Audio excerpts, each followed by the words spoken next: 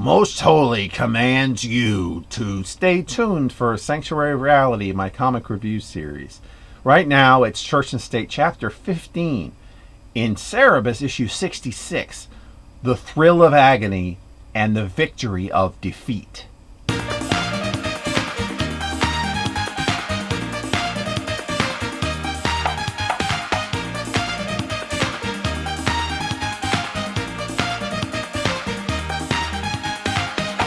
President Weishaupt is informed of Pope Cerebus' proclamation that Tarum is going to destroy the world in 15 days unless he's given everyone's gold. Most Holy Cerebus soon addresses the crowd outside his hotel, finding their 50,000 gold coins in a day and a half unacceptable.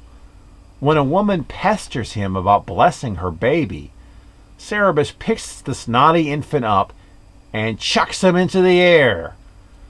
Later, Weishaupt and Teresa discuss the baby throwing, which she thinks is a sign that Astoria is still pulling his strings.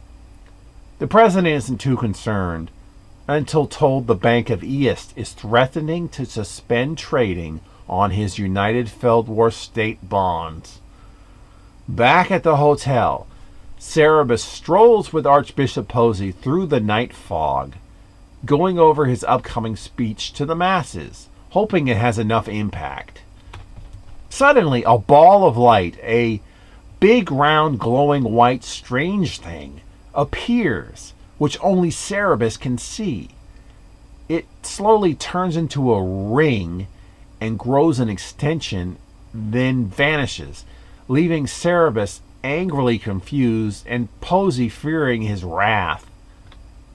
Back inside the hotel, Booba eats Mrs. Henrott's Guts' supper.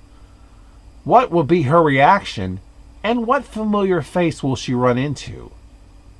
You know, the first time I read this a few years ago, I felt the baby throwing incident was a major sign that Cerebus was already fully corrupted by the power of his new position. And that's probably true.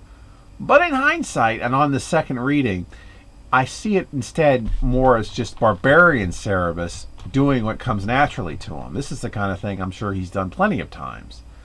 Besides, I actually do wonder if the baby really died when tossed. We never see what happens to it. There's thousands of people in the direction he threw him at, so it's possible somebody caught the baby or somebody's head broke its fall.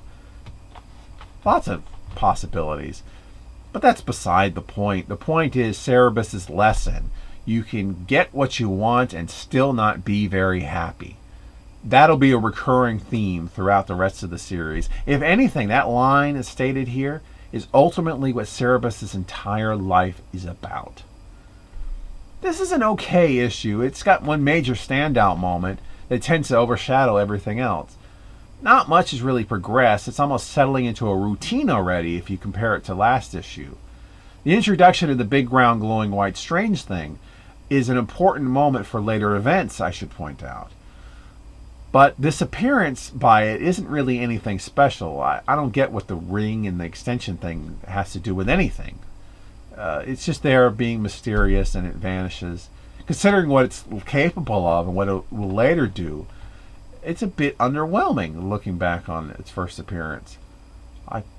It's not as cool as it turns out to be. But keep an eye out for it. It's fascinating, and the story behind it will be something that we'll learn a lot about all the way to the end of the series, really. Next time, exactly where has that familiar face been all this time?